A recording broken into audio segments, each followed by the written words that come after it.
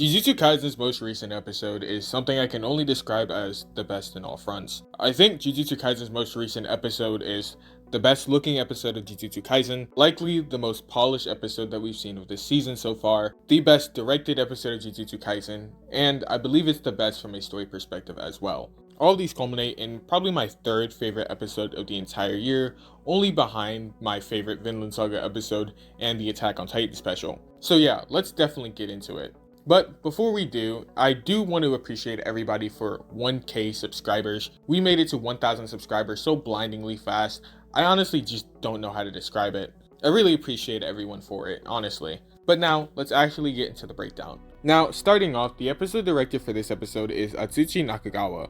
I am not familiar with his works, but it shows he did participate in Ranking of Kings episode 17, which is an episode I did really like. Not only that, we're back with Shota Gosuzono doing the storyboards, which already tells you all you need to know about the episode. Just like I talked about in the first episode of the season, Shota Gosuzono is a master at using really good shot compositions. Obviously in scenes at the beginning of the episode, you see his signature fisheye effect, but the way this is directed and shown throughout the episode, it's capable of telling its own story even with no dialogue. Shot like these, with even when Geto is right in our face, our eyes are still forced to track Gojo, who's really far away. This is one of my favorites, where Gojo in this scene, the hallway behind him is lit up, as a path of light has shined forward for Gojo, whereas the hallway behind Geto is shrouded in darkness, showing further and further descent for this character. I especially love the human-like faces that are put on these people on the train. I also love how everything is slowly reminding Geto of the very traumatic moment when he sees these people clapping. Very brilliant of having the sound effect of the water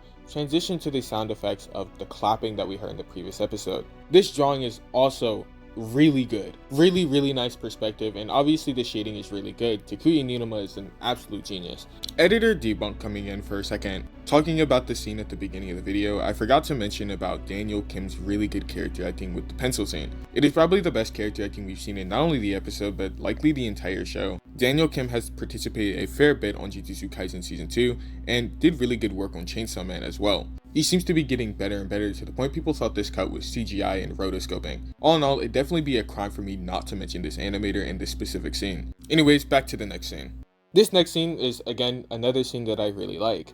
Again, the drawings with Ninuma's correction were really a treat. I loved his work on Chainsaw Man episode 8, and it seems like we're getting a lot of that good stuff here. The background still has the really nice warped perspective. I also love the clever ways they try to show flashbacks, especially with this on the window. Again, this is just amazing. When Geto thinks about unaliving all non-sorcerers, even while Yuki is talking, you can hear the claps start to sound in the background, but this time it transitions to the rain, showing how Geto kind of found his resolve. Before, obviously, the water droplets transitioned into the clapping, showing how it was haunting him.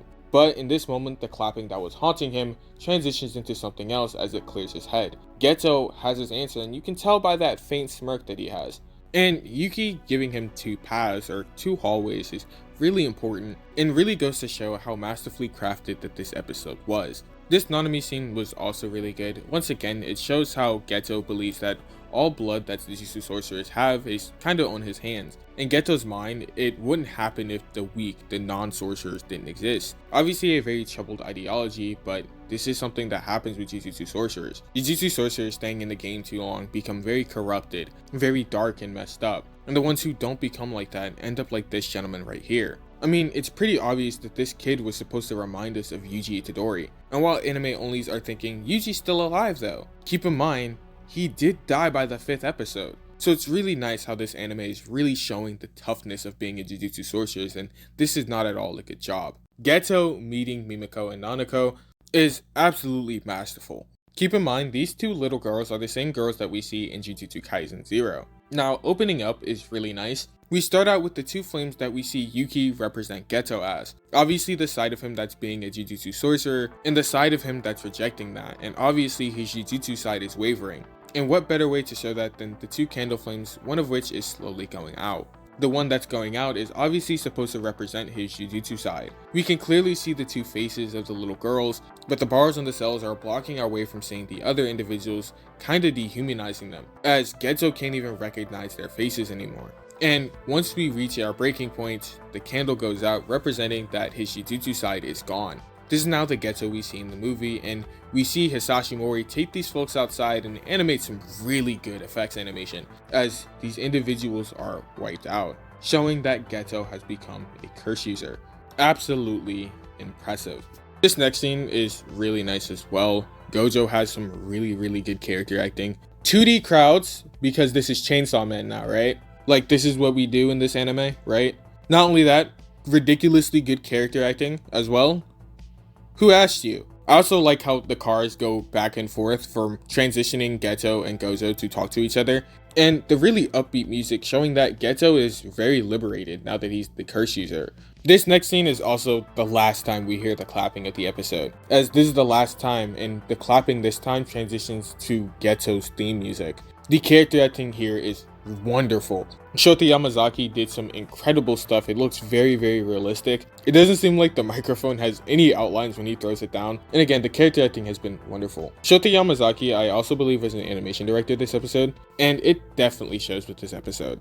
The final scene starts out with some really nice background animation as we meet Megami. Just really nice shots as well. They were absolutely knocking it out of the park with the storyboards this episode. I also like when Gojo mentions Megami's dad, he does the hand signs for purple as he did when he killed him. And the sternness in Gojo's voice when he confirms that his sister will not have a happy life in this ending clan. Again, if you've watched season 1, you know how Maki is treated. They're very misogynist, and women there are treated like gum on the bottom of somebody's shoe. So I love how Gojo has such a stern voice, enough to really freak out Megami here. We transitioned into the main day, as our cast of characters are in the brand new art style, and my word, they look amazing. I was really excited to see them again, and it's really nice to see them in this new art style. They look so clean and fresh, I love it. And I can't wait to see the other characters in this art style since they've also been revealed.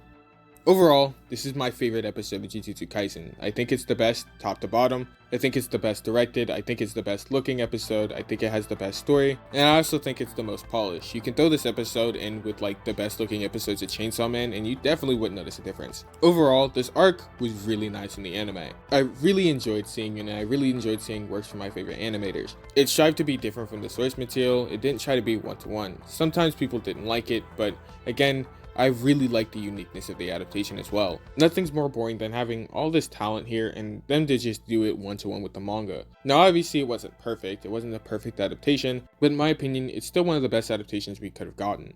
Overall, Hidden Inventory was phenomenal, and I can't wait to see what they can pull off for Shibuya. Hopefully the team can hold themselves together because the schedule is really bad for the Seshimo line. With that being said, let me know what you guys think of the episode of Jujutsu Kaisen. We are on a month break and we will get it back on the 31st. And obviously we are definitely going to cover Jujutsu Kaisen then. In any case, let me know what you guys think about the most recent episode of Jujutsu Kaisen. I'm Debunked by Aaron, and I'm signing out.